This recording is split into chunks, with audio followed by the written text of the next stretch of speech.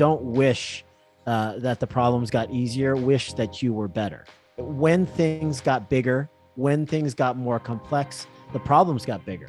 And the way that I deal with those larger problems is to constantly remind myself that I asked for it. When stuff is coming at you a million miles an hour and you feel like you're spinning a million plates, the true leader handles all of that with poise and patience and respect, and doesn't ever let the team see them become unraveled.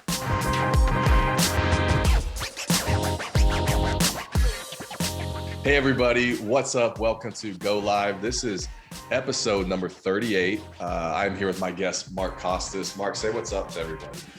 What's up? How you guys doing? Thanks, man. Appreciate you having me, Josh. Yeah, for sure. Guys, most of you, Mark probably needs no introduction, but we'll get into all the things that he's doing. But man, this is fun because last week I was on your podcast. So Killed it. Oh yeah, it's like we're BFFs right now, man. What back-to-back weeks? Totally, dude. I love your story. I love the fact that you lived in Compton for a period of time, and to me, that like growing up in LA, in the LA area, in the late '80s, I know exactly what that means. So it made for an interesting episode for sure. Yeah, I was doing like I put it out there. I was kind of doing the summary. I'm like, yeah, we talked about growing up in Compton in the 80s and serial killers, and we talked about varsity letters, and we talked about hurting our backs. Like it was all this kind of just random stuff, but it was fun. So yeah, man, that it's real life, right? That's the only thing I'm interested in talking about is dentistry and business sprinkled in with real life. Because if you just go for the dry stuff, the interviews can be really, really long and boring for everybody. And you were super. It was funny last week because you were very generous. You're like, hey, we're the same. Like we grew up in high school playing sports and doing all that. And I was like, hold on for a second. I was like, I never played sports in high school. I was like, I actually got so I pulled this out. I got my varsity. And you can see it says academics right there. Oh, yeah, baby. Never even got the jacket because I got this like my senior year. I got a presidential award for academic excellence. I got my National Honor Society pin.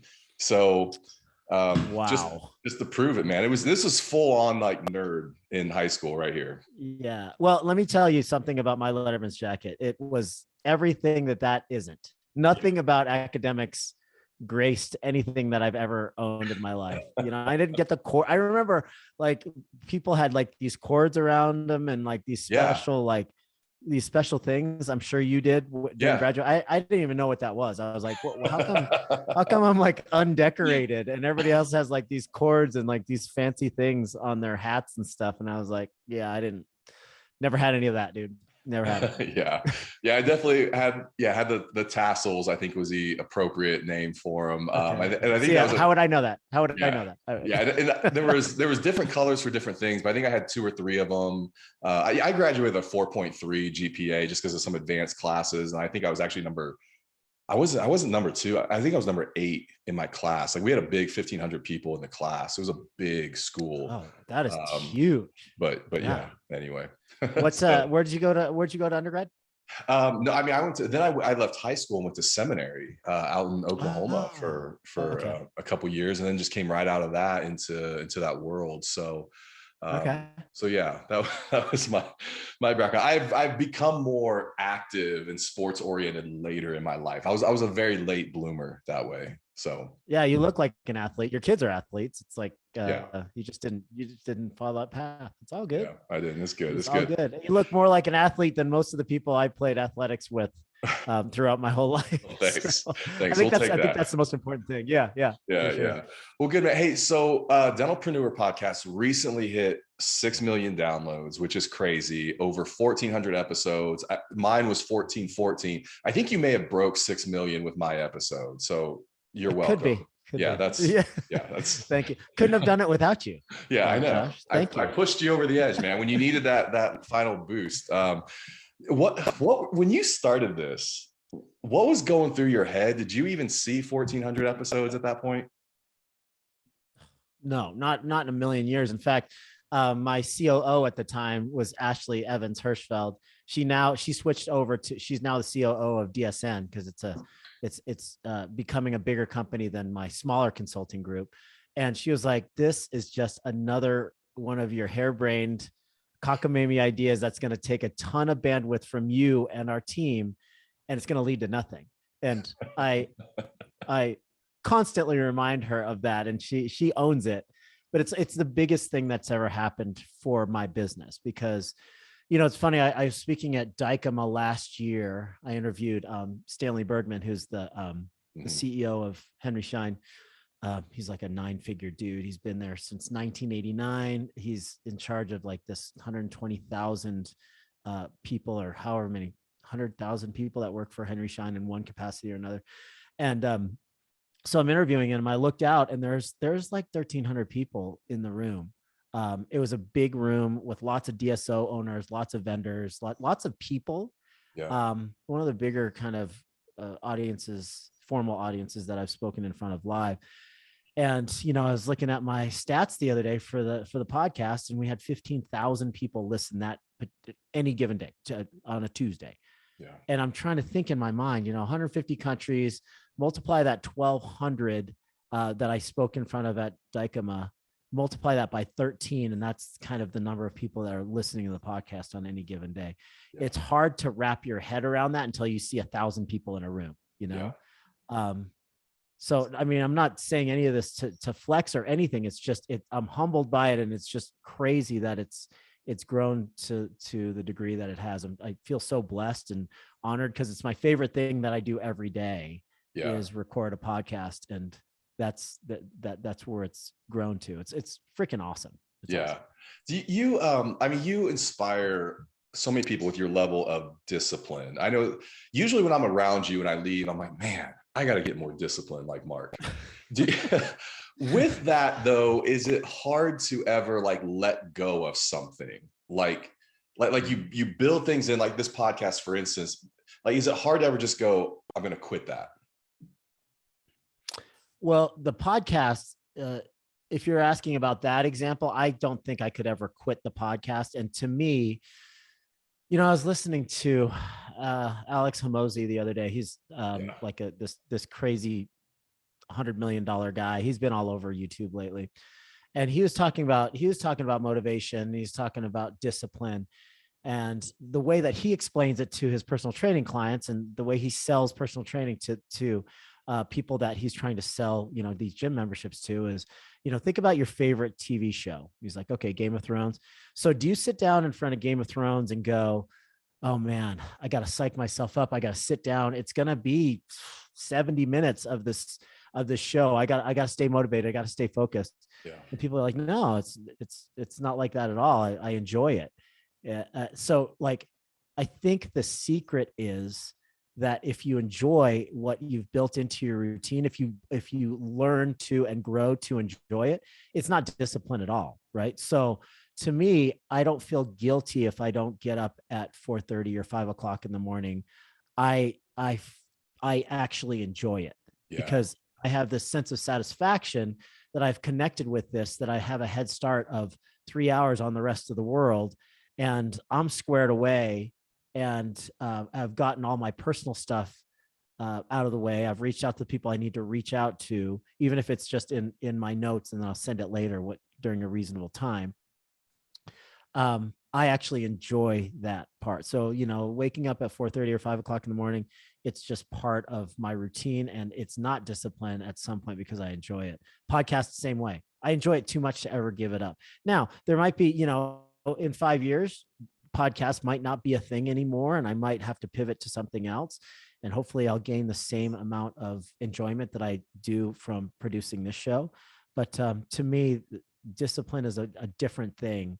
Now, when I'm doing something like class 2 composites on posterior teeth on a 16-year-old that's got overactive salivary glands and is rolling their eyes because it's taken 20 minutes so far on something that's going to take 2 hours, that takes discipline because I don't want to do it. So gotcha. I guess that's a really long-winded answer to if that was even a question. I love that. I've got this kind of like filter in my life when I feel like I'm manufacturing energy for something is usually my moment to go, let's look at this, right? Like, so I love that. You can be disciplined if you enjoy it, But if you're disciplined just for the sake of generating energy around something, it might be time to look at stopping. So yeah, it's funny too. I just did this video this morning to our mastermind group. As I was coming back from the airport, I was doing some flight training this morning, and I had to take about 45 days off. Usually I'm flying 2-3 times a week at about 6 o'clock in the morning, getting my private pilot's license and working with doing some different maneuvers in the air and stuff. And I do that, but that's just part of my routine now. And I was reflecting as I was driving home from the airport, like I did not want to do that this morning. I was dreading it because I've been in the simulator for the last 3 days trying to get my groove back because I had been out of the air for 45 days. And for me as a new pilot, that's a long period of time. And you lose your muscle memory and your knowledge base very, very quickly if you're not doing something every single day when you're first learning it. Yeah. So I was in the simulator getting my ass kicked for the last 3 days. And like, I was making big mistakes, like, oh shit, if I was in the air, that would have been a really, really big mistake. And that would have been a bad result. Right. So 3 days in the simulator, trying to get my groove back. Today was my first scheduled flight in 2 months, and scheduled with my instructor, and we're going through the checklist and everything. And I had to pull myself out of bed. I'm thinking all of the reasons like to not do this. It's like, this is stupid. Like, I have a lot going on, you know, you're trying to help out these people. Like, in my mind, I'm trying to justify not going to the airport this morning, but I dragged myself to the airport. I went through the checklist. The whole time I'm sitting there in the lineup waiting to take off. I take off as soon as I'm in the air. It all comes back to me and I'm feeling great and I'm enjoying it again. Yeah. But I was talking in this video to our mastermind group about the dip. It's like we get stuck in this dip. Seth Godin has a book called The Dip. We get stuck in the dip where we don't even know that we're about to crest over the top of this hill and then be free. Like, hallelujah, that was a breakthrough. Yeah. Thank God I pushed hard enough through that dip. That's where the motivation comes in. I know that on the other side of this, I'm going to enjoy this. It's going to be something that was worthwhile and worth the sacrifice. Same thing with surfing for me. This past over New Year's, it was like, I live in Arizona and I'm a surfer, right? So I couldn't get over this dip. Yeah. So I had this instructor that was like, you're dragging your back leg. You got to plant your back foot. And I got over the dip and I was like, hallelujah. It happened in the airplane today. It happened on the surfboard over New Year's. It's like you dread something. It takes discipline and then you're free. It just takes off on its own. Yeah, I love that. Oh man, here's something we share in common as of last weekend is I went surfing for the first time on Saturday in Florida. Oh, yeah. Cool. So I saw that. I saw you were with a buddy with long hair, right? Yeah. Yeah. Yeah. He was the president of the Florida Academy of Cosmetic Dentistry, brought me down there to speak and never surfed, but they had just had a storm system come through. So there were some decent waves. And then we get on the board and he's like, first off, I'm slipping off. So he had to stop and like re-wax it because he was like, paddle with both arms. And I couldn't because I was like falling off. Oh, you're holding onto the board. Yeah, I'm holding on and swimming. And so once I get situated, now I'm doing this. And he's like, so you don't have to go so hard, just kind of get the momentum to, because next thing I know, I'm like 5 minutes, I'm exhausted. I mean, my biceps cramping up. And even that whole, like kind of keeping your chest off the board, but you're stroking, that was kind of a different position for me. And we got past the first break and then went out to try to hit the second break. And he just ends up taking off because I'm like stopping and resting. I'm doing like a side stroke with the board because I was trying to get out there. I finally get out there. And I'm like, I'm exhausted. Like, I'm just going to ride the waves in. I tried to get up a couple times, never did, but it was a workout, man. It is. And you were riding a foamy too. So those things are not efficient in the water. Yeah. So if you're on like a regular fiberglass board, a nice board that's kind of balanced for you and it's the appropriate length. And, you know, like he said, you're arching your back and your chest is making good contact, but kind of your lower body's off and the top part of your chest is off and you're kind of arching your back.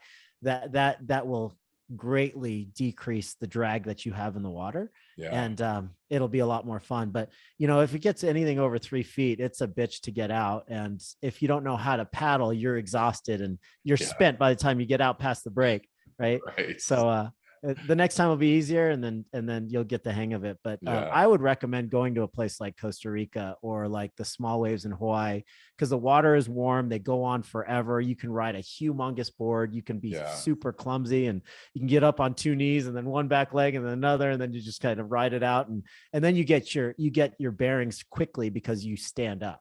Yeah. If you try to learn in some place like Florida where it's choppy, or San Diego, it's really, or Orange County in California, it's harder. It's harder for sure. And that's what he said. We got done, and he said, he's like, hey, that's not the best place to learn because it is so choppy. And he was like, 90% of people, if I took him out that first time, wouldn't even have got out to the second break. And I was like, oh, don't patronize me. And he's like, no, I'm serious. Like most people wouldn't have gotten out that far. So he's like, good job, just muscling through it. But so okay, 1,400 episodes. Yeah. You gotta kind of you're gonna hit a milestone here, maybe 1,500. Do you feel like there's a change coming up, like potentially maybe changing the intro to the show at all? Have you thought about that? Yeah, here's a little sneak peek. We've been working on our personal brand. I've been writing a book that's going to release probably maybe October of 2023. I've been working with kind of a pre-publisher. They're going to help me put my proposal together, and we're going to go for a big publisher. Okay. With an advance and like the whole thing. So with that comes like the necessity to kind of build out a personal brand, which to me, it's like, I'm connected to dentistry. They're like, you kind of have to build a brand so that you can have a larger audience beyond just dentists. Dentistry is going to be a great base, but they want to kind of build just awareness of who I am and what I stand for outside of dentistry.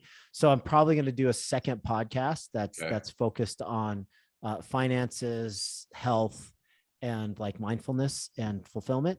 Mm-hmm. So all of my favorite authors in the world, like that have already been on, and my favorite topics in personal development, we can talk about that stuff. So cool. I'm going to pivot a little bit in that I'll have a second podcast, but yeah, around 1,500, I think I'm going to take a look at the actual Dentalpreneur and see if there's something I can do to freshen it up. Maybe a new intro. It's been the same intro for 1,400 plus episodes. So I mean, maybe different sound effects or music or anything like that. Hit you. You don't like the handpiece? You know, like the loud handpiece in the intro. That's probably trying to subtly hit at it, but that's the biggest comment I get, particularly from people that are like, "Hey, man, I love your podcast. One suggestion: get rid of the handpiece sound. It's just like it's way louder than your voice when you come on and stuff." I'm like, "Hey, man, you'll know. Like, if you're new to dentistry, you know that if you're not hearing that whirling sound of a air-driven handpiece, then you're not making money. So that's your reminder that that's part of what you have to endure every day to make a buck." No, I know you do it almost out of spite now. I feel like you have said to your audio engineer, like, hey, hit that about 10 decibels higher than my voice, just so when people are driving in their car and they've kind of cranked you up to hear you good. And then all of a sudden that intro hits and they're like, oh my gosh, And so. Yeah, especially if you're running and you have AirPods in and you can't get to them fast enough. And yeah. Oh man, that's funny. Look, DSS is coming up here in June. This is your 7th year. This is our 9th. It would have been our 10th if we were able to do it during the pandemic year. Yeah, I think it was 2019 when we had to cancel. That was the year that we had David Goggins set to go, and we had 850 tickets sold. It was going to be a big one. Yeah, and the pandemic hit. Which it was actually a kind of a blessing when it hit the way that it did, because we were scheduled like 3 weeks later after that. And we were just watching the clock. Everybody's like, just put it on, man. We'll be there. And I was like, this could be a super spreader event. And we didn't know a whole lot of what we know now. Yeah. So yes, this will be the 9th at the JW Marriott. That'll be the 3rd time there. I'm super stoked, dude. I'm so excited. It's gonna be a fun one. Yeah. What's standing out this year from previous years? Like what's got you excited about it? Yeah, I think, our group, we're about 100, we're about to crest over almost 190 private clients that I have. And I don't even like to call them clients. They're mastermind members. Okay. And we're a very, very close group. and we have very low attrition, less than like 6% attrition year over year. So the people that join stay, and all of my best friends are in that group. And we've lost our mojo because of all these travel restrictions and people kind of trying to catch up after like a slow year and stuff like that. So we haven't all been able to get together for a long time. And we call it our family reunion because this year, most of them will be there. So I think like 90% of them will be there. Some with young kids can't make it, and graduations and stuff. But most of them will be there. We have a big party, a VIP party, which you're invited to. The second night, Saturday night, it's a white party, and we have just the time to break bread and see one another all in one place at one time. So I'm more excited than anything else, because I love all of those people, but I'm also excited because of the energy of the summit itself. This thing has evolved from like the first year, dude, 2012 was 82 people. Wow. And it was like, seriously, I was asking my neighbors can you just come down to Phoenix and sit in a chair for like 6 hours, please? I need to make sure that like that all the seats aren't empty. Now we'll probably have between 700 and 900 people there this year, and really, really incredible speakers, which are all of our black belt coaches. James Hinchcliffe, who is 6-time Indy race car winner, and he was on Dancing with the Stars, and he'll be good. So just super excited about meeting new people and having the event. Yeah. Gosh, well, your event, these events like this have really bounced back well, where I think a lot of the big national meetings and kind of like local organizations and that type of stuff, the traditional kind of groups they're still, this year struggling with events and attendance for sure. But maybe Josh, maybe it's a new reality. I don't know. Yeah, no, I think that's true. Yeah, I mean, because I was, last week I'm with the Florida Academy of Cosmetic Dentistry and was speaking with their leadership team. And that was the big question is there viability for this group in the next 3 to 5 years? And they brought me in to kind of speak to that, but just talking about it, I don't know that it's going to look the same way, guys. So we need to kind of stop and figure that out. And is there a place for this in this type of lane? So it's interesting for sure. Are they experiencing a dip in live attendance? Yeah. And I think just getting back to it, plus also I think it's just a question of that big meeting, right? Like they do their kind of big deal every year is the big meeting. And my advice to them is if you're going to do a big meeting, you got to compete like a big meeting. And that's hard for like a Florida chapter of a group like that. And so, it's also cosmetic dentistry. So is the hands-on, 25 person capit type course, doing 4 of those a year, like is that a better route? Like is there a higher level of membership so there's just a lot of those types of questions. Totally. I ask myself those questions all the time too, right? I mean, is it practical to shoot for 1,000 people in the room anymore? I don't know. People seem to like be asking more often than not if there is like a virtual element. And I'm like, man, last year we offered kind of both, but it just doesn't capture the energy. And I get it. People have lives. They don't want to spend, 4 days traveling for an average event. So I'm over here going, it's not average. I swear it'll be worth it. But I get it. People got out of kind of the habit of having to travel for continuing education. And, groups like ours that really, really lean on collaboration and in-person bonding and accountability and stuff like that. It's important to have these live events for us. Yeah. And I think I love that about yours, because even from the vendor kind of sponsor standpoint, we all feel like friends. There's definitely that feeling, that sense with the people that are there, your attendees as well. It feels like family. It feels like friends. Some of us, that's the one event we all look forward to getting back to together on.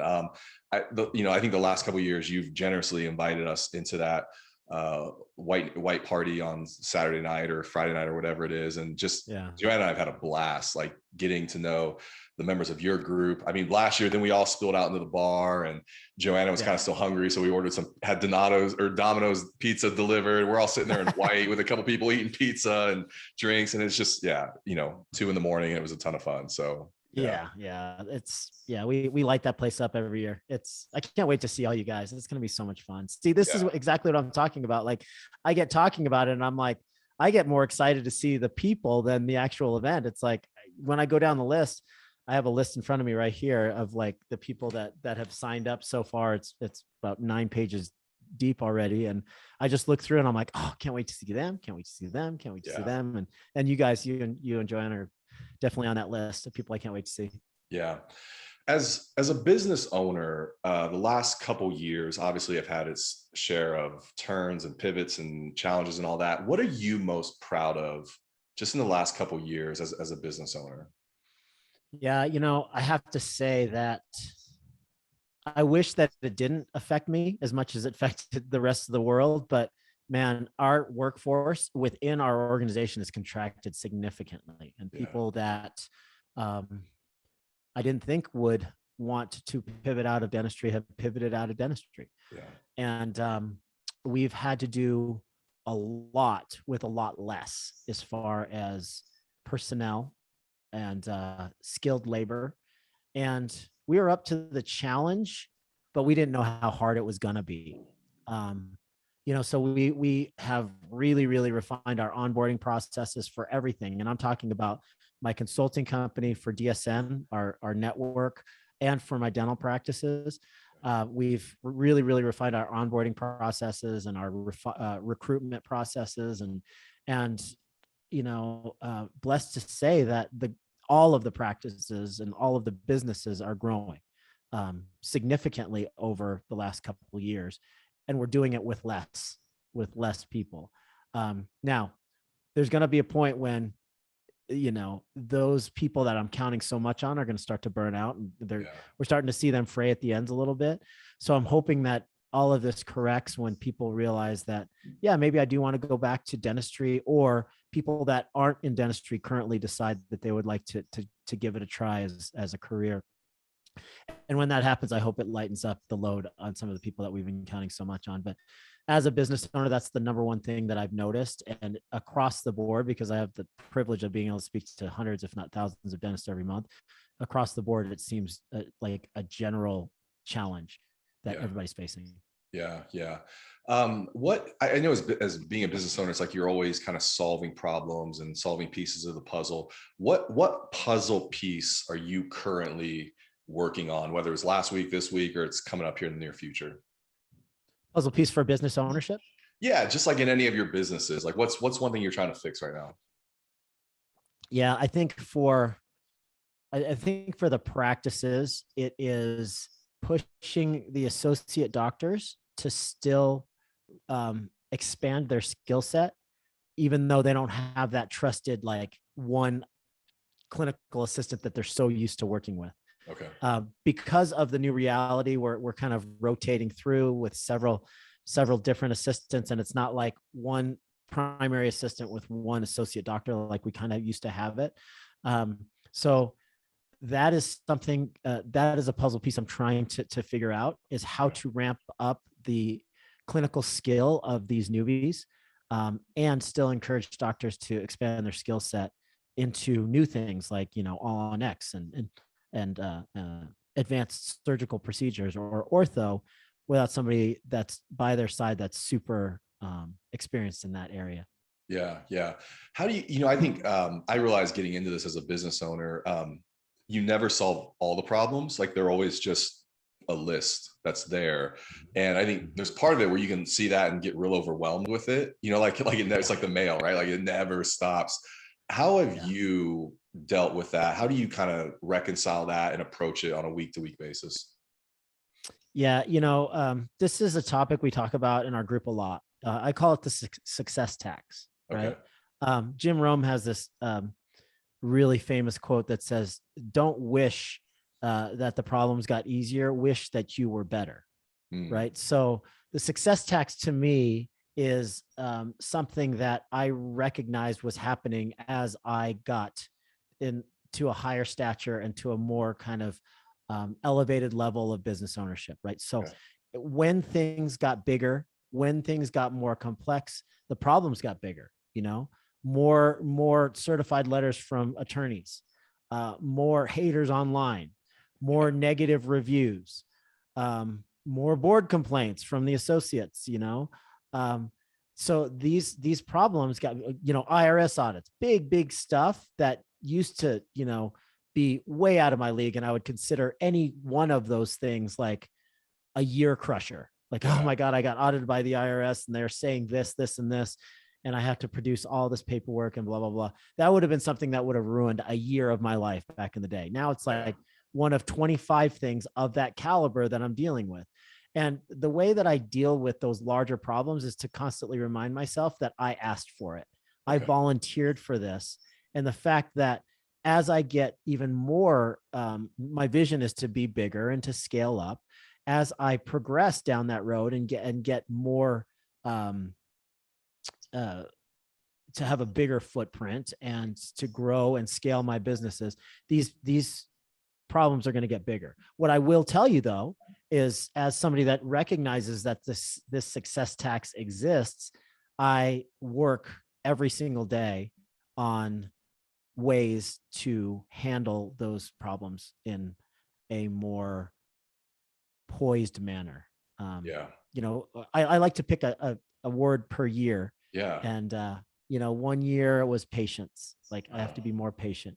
1 year it was poise, and poise means that when stuff is coming at you a million miles an hour and you feel like you're spinning a million plates, the true leader handles all of that with poise and patience and respect, and doesn't ever let the team see them become unraveled. So yeah, I don't know if I answered your question. No, man, that's great. I think it's like, I try to look at these things when I start to feel a certain way, like I'm getting overwhelmed because these problems, where you have that freak out moment.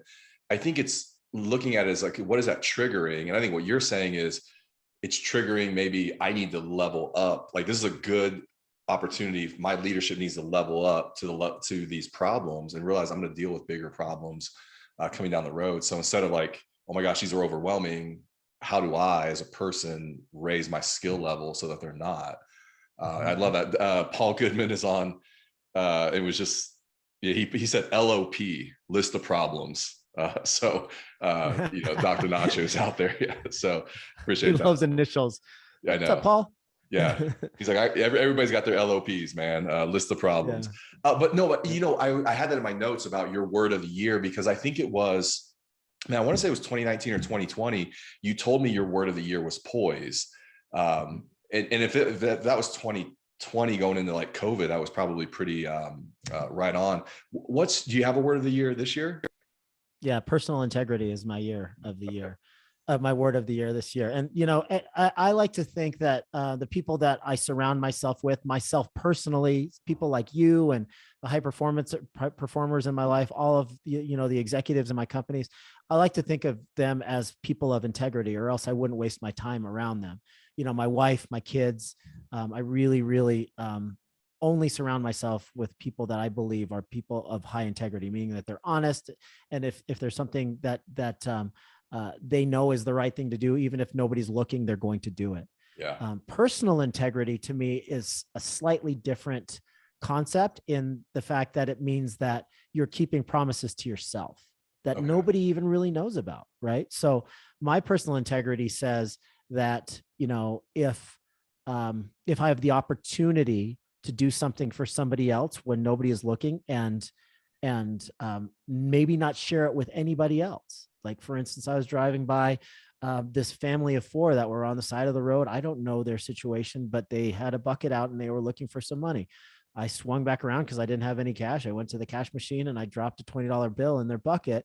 And I didn't tell anybody that until right now. And I didn't do that because I was looking for any kind of recognition, but that's just high on my personal integrity list, where I want to make a difference, even in a small way, for people that I don't even know.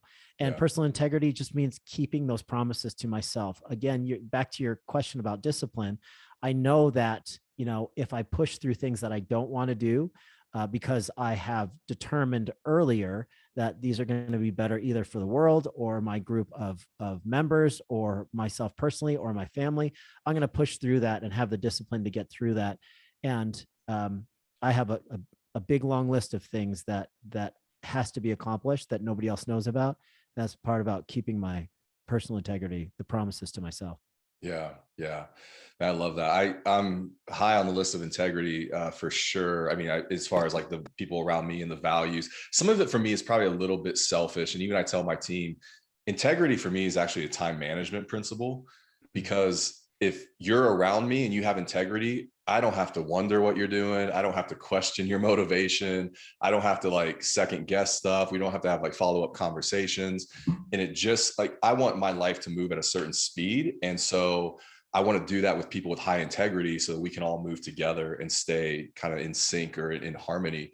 And the minute I have to kind of start babysitting something, I'm kind of like, man, this is, I don't like spending time on this, you know?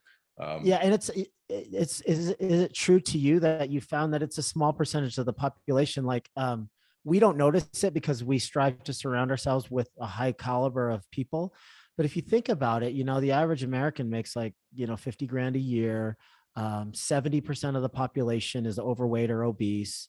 90% or 80% of the population lives paycheck to paycheck. 60% of the United States population has a diagnosed, anxiety or depressive disorder. So we're talking about, a lot of people that live in this environment in a first world nation that many historians would say you have it better than anybody in history ever has. Yeah. But perpetually struggle with just normal everyday survival things. Right. And to that list, I would say that there's only a small percentage of people that are interested in reaching their full potential and are interested in living in full integrity. So the fact that has become commonplace to us doesn't mean that it's commonplace in the world. It just means that we're intentionally, surrounding ourselves with the right people. Yeah, it's really a great observation. Because my son right now is dealing with one of his like really close friends that's kind of just acting like a jerk. And we've been trying to coach him through it and, hey, reach out and be the bigger person and all this. And it's getting to the point where it's kind of like, Caden, some people, man, it's just like, you're not going to change this. And if there's this much drama and this going around, all this around this one thing, the chances of it happening again or a third or fourth time it's pretty high. And so then, kind of like, hey, do whatever you can to save it and to reconcile it. But then at some point, like, this may not be a dude for your inner circle either, Yeah, so. That is such a huge lesson that you're teaching Caden right now. I don't want to turn this like super negative, but I was we were at a memorial yesterday. It was actually one of Brendan's baseball teammates committed suicide just a couple months ago, and it was his birthday yesterday. So we all got together and we released balloons and stuff. 15 years old, man, and one of Bryce's very good friends had a suicide attempt last week. And it's like, yeah, these are real issues with real problems. But, I think you could stem some of that back to having unrealized expectations with the people that are around you. What's really the lesson that you're teaching Caden indirectly, I think, is that you can't control what other people do. Right. And how they treat you and how they act. The only thing that you can do when you're maneuvering around the world is control the way that you come to the world. And, it's not always your fault that people treat you incorrectly or cruelly. And you have to develop a thick skin as a human being and not pin your self-worth and the way that you go about your everyday life and the way you feel about yourself with the way people treat you, because that's almost completely out of your control most times. Yeah. And that's where I ended up kind of with him, is like, hey man, you've got your race, you've got your lane, and you're going to have haters on the sidelines. You're going to have people pointing the finger. You're going to have the critics. At some point, like, you got to learn to run your race with joy, like do your thing with joy. And I think and I realized, like, this is something I know, right? And but like, as a 16-year-old probably has never thought about that. Like, there's going to be people, there's going to be critics, there's going to be finger pointers. That doesn't affect me and who I am. So I think it's part of the success tax too. I mean, yeah. The more, the more attention you get, the more haters you're going to have. I introduced Stoicism and Ryan Holiday books to my kids this year. The Stoic philosophy basically is it's not what happens to you, it's your reaction to, external circumstances. And that goes with humans as well. It's not how they treat you, it's how you react to how they treat you. Yeah. Yeah. Listen, I know you you lost your dad here recently, Percy. Yeah. What impact did he have on your life? Yeah. I really struggled with this, but I posted an actual audio of the eulogy that I did for him at his mass and his memorial. And it was about 15 minutes. It was one of the hardest talks I ever had to prepare for, because it's like I had to reduce down this incredible man's life into 15 minutes. Yeah. That's a huge responsibility. And this is the third eulogy I've given. I had to eulogize my two best friends in 2003 as well. They both died in 2003. So, but my dad was a very special person to me. And the more that I learned about him as I was growing up, the more special he became to me, because, I'm a first generation American. He was an immigrant. He came to the United States against all odds, just did the whole thing. He had his degrees and $150 and a suitcase, and he made a spectacular life in the United States, just spectacular. He was a college professor. He left all that behind. When he was growing up, the Japanese were occupying the Philippines during World War II. So he was born in 1936, and some of his earliest memories were hiding from Japanese soldiers in their home. And his dad, to all of the kids, never allowed them to speak at any level of volume, not even laugh. So they came off as unfriendly, meek people, because he didn't want to, my grandpa didn't want to draw any unnecessary attention to the family during the Japanese occupation. I mean, they used to hide in tunnels and stuff, and up in the mountains, and hiding from these Japanese occupiers. Crazy stories. And he never ever spoke of that. I didn't learn of these types of things until he got sick, and then his aunts would come around and just ask about their childhood and stuff. And for somebody that experienced that early in childhood, and to just be so happy all the time, to be the type of person that was super magnetic and always supportive, even if I really screwed up, just always supportive. All of the best moments of my life, he was there. So yes, he was very special to me. It was tough to see him go. Yeah. How'd your boys react to it? Yeah, there's blessings in the way that this all went down. He was in intensive care for 2 weeks. And for the first week he could still speak, and then they intubated him, and he had a breathing tube, so a ventilator. So he was unable to speak for the last week of his life, and he was writing down things, still super sharp. His mind was always sharp till the very end, to the last day. But everybody came down. Like, all of his grandkids came down. My wife, my brother-in-law, my sister, my mom. He had a couple priests that he was close with. All of us were able to go and spend time with him, and it was beautiful, because he got to basically say all the things that you want the people that you love to say. You want to say certain things to them before you go. He got to say all of those things to my boys. They took it hard, but they're young, they're resilient, and yeah. I think they're always going to remember, my grandpa. I didn't have grandparents in my life because we're immigrants. So, so they were all back in the Philippines. I never really got to meet them. So another blessing in their life was that they had him in their lives for most of their childhood. Well, I got the pleasure to meet him, I think once, and it was at a DSS event, him and your mom both. And it's just the type of guy you meet, and you almost like feel the generosity like coming off of him, and just how he grabs your hand and greets you. And you could tell there's a lot of stories there for sure. How's your mom doing? She's a strong lady. She has her moments. It's right now is the phase where she's kind of cleaning out closets and there's, every shirt has a memory associated to it. And, like all of his tools in the garage that she's trying to get rid of, like everything has a memory associated to it. So she goes through fits and spells where she's like doing fine. And then she'll have a really hard day. But I talk to her every single day.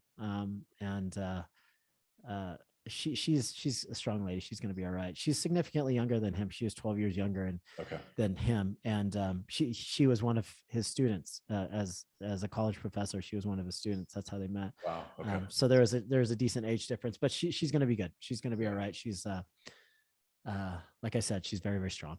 Yeah. Good stuff. Good stuff. Well, hey man, a couple more questions. I don't want to like leave an interview with you and not talk about fitness for a minute.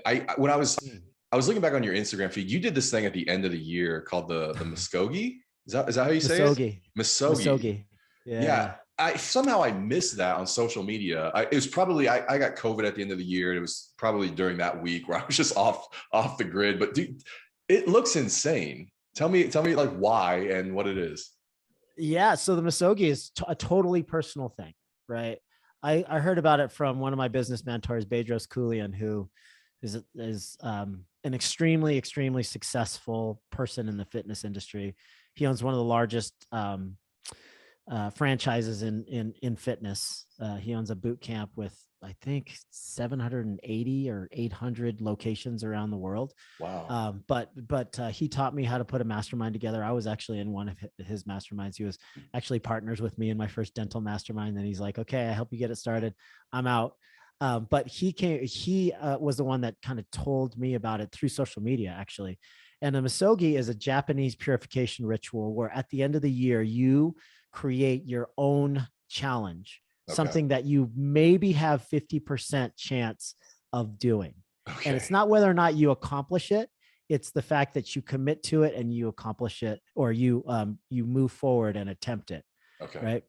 There's a bunch of NBA players and stuff that do this, and they post their results online. And for me, my personal Muskogee was, I believe it was 4 days, 40-mile run. I think it was 1,000 pull-ups. Okay.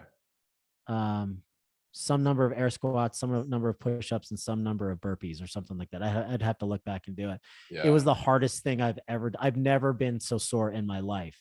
And for some people, like one of my partners, Sean, he does 100-mile, trail races. For me, 10 miles a day for 4 days is a lot of running. Yeah. And that was just the warm up. And then it was like, okay, I have to figure out how to do 250 pull-ups today. Yeah. And then, 300 burpees. And so I did it without taking any time off of work. I challenged a bunch of my friends to do it. One of them did it. The others almost got through it. Some people just got such bad blisters on their hands from the pull-ups that they couldn't complete it. And some people substituted one thing for another. It was just a challenge that I put out there, and I created it myself. But a Muskogee is anything that you do that you choose would be a really, really hard physical challenge. And they call it a purification ritual because you push yourself to the edge of as far as you can go. Yeah. And at the end of it, you're kind of pure. And it's a Japanese tradition that's hundreds of years old that the Japanese have done for a long time. And I gave it a try this year. I'm already thinking about what my challenge is going to be next year, but it's going to be harder than the one that I chose. Yeah, of course. Yeah, it has to be now. Yeah. No, it's super interesting. I didn't know anything about it. We've got Murph coming up here soon, Memorial Day. I did that for the first time last year. You going to do weighted vest? So that was the thing. Last year I completed it. I didn't do weighted vests though. So this year I probably will. But that's 100 pull-ups, 200 push-ups, 300 air squats. Yes, and right? A mile on either side of it. Yep. Yeah, the mile run first. Yeah, and that was probably. And if you do it RX, those guys do each exercise straight through, so you don't. So that's really hard. So you do the mile. It's basically a mile sprint, all the way through pull-ups, all the way through air squats, all the way through push-ups. Yeah. And then another mile. But I don't do it that way. I use a 20-pound weighted vest, and I do sets. I'll do 10 sets of 10 pull-ups and then, 20 push-ups or whatever. Yeah. And it's a lot harder than it sounds. It's named after Lieutenant Michael Murphy, who was a Navy SEAL. I believe it was the lone survivor Yep. He was one of the Navy SEALs that died, and Marcus Luttrell was the single one that lived, and he was in the same unit as Marcus Luttrell. And Michael Murphy designed this workout. He used to do it several times per day, just because he was a badass SEAL, and that's just what they do. Yeah. And in remembrance of him, the CrossFit gyms around the world have the Murph on Memorial Day. Yeah. I think I did 5, 10, 15. So 5 pull-ups, 10 push-ups, 15 air squats, 20 rounds of that. So yeah, I think this year I'll probably weight it. I may try to do the 10, 10, 20, 30, just to make it a little bit harder and kind of go from there. But yeah, definitely was the most sore I had been in a long time after doing that. Yeah, it's crazy. Yeah, the weighted vest makes a big difference, which is funny because I weigh like 168 right now. Yeah. And I used to walk around at 195. I got married at 195. I used to be kind of a power lifter, bodybuilder kind of guy. Yeah. So I was holding 30 pounds more muscle than I have right now. Yeah. And I used to be able to get around just fine, but putting 20 pounds of not my own body weight on, it makes a huge difference, man. I can't believe I used to walk around at 195. It's crazy. I know it does make you realize that. I mean, I'm sitting at 215 right now. I've been down to 190 before when I was like running marathons, and I'm like, but putting an extra 20 pounds on like 235, I'm like, man, it feels like way more than that for sure. It's crazy. Yeah. All right, man. Well, hey, before we go here, it's Friday night. You're ending the week. It's been a long week. What are you eating? What are you drinking? What are you guys doing as a family? What's your Friday night look like? Yeah. If Leslie's listening to this, she's going to laugh, but we try to keep our alcohol intake to Fridays and Saturdays, but it hasn't always worked out that way. I will indulge myself with a couple glasses of Pinot Noir. My close second is a Tito's and soda with the lime. So if I'm imbibing, those are my drinks of choice. Gotcha. And then Friday nights and Saturdays, I'm pretty loose with my diet. Fridays, I do a 6-day a week intermittent fast. So I don't usually eat till 12 or 1. It's 12 o'clock right now here. I haven't had anything to eat yet except for a cup of black coffee. I'll probably go to lunch, have a light lunch around 1 o'clock. So on a Friday night, I'll just kind of go hang out with the family and eat a pretty loose meal. And then Saturdays, I'll keep it as healthy as I can, but I'll still intermittent fast on Saturdays. I went vegan for 2 years until September of last year. I couldn't keep weight on, man. I was doing, and my strength suffered a lot in the gym. I've been pescatarian since 1991. I was a full vegetarian for about 5 years. Then I added fish. So I'm a pescatarian. I eat seafood, and I try to keep my macros in line. And those are and eat a ton of leafy greens. That's kind of the thing that I do for myself to try to keep everything in check. Yeah. Your Pinot Noir, are you a California Pinot Noir? Have you gotten into France, like Burgundy? What's your lane? See, bro, I know. I knew you were going to go there. You're going to test my knowledge because you are a level 2 sommelier. Yes, I'm going to, just to keep it simple, I'm going to say I love Napa and Oregon and some Southern California and Temecula-ish Pinot Noirs. Yeah. No, I love them too. I mean, and Southern California, like that whole Santa Barbara, Santa Rita area is creating some really great stuff too. So good stuff, man. Hey, Pass the road. Hey, anybody wants to get in touch with you, learn more about DSS, even just reach out to you, where's the best place to connect with you online? Yeah. So I am just pathetic on social media, but I try so hard. You do, man. You do a good job. I'm Dr. Mark Costas on Instagram. You can go to truedentalsuccess.com. You can find out more about the summit or about anything that I do. That's my main website, truedentalsuccess.com, and click on events for the summit.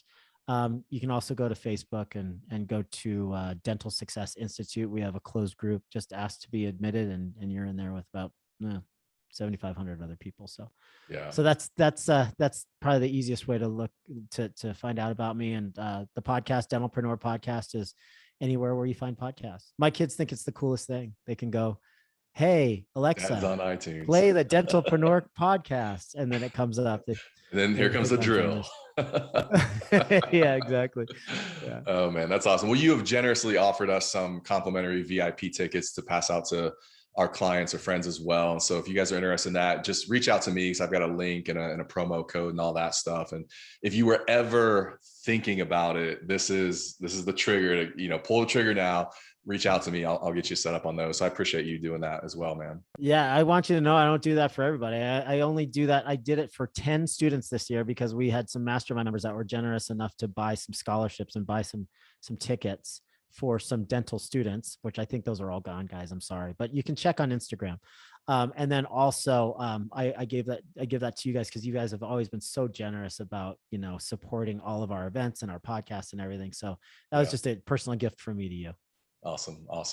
Man, we're looking forward to being there, and I know it's going to be a great event. And so guys, if you're thinking about it, this is one of those of the year where I think you should just put on your radar. It's in your calendar. It's a don't miss event for sure. So dude, thanks for hanging out with me for an hour. I really appreciate it.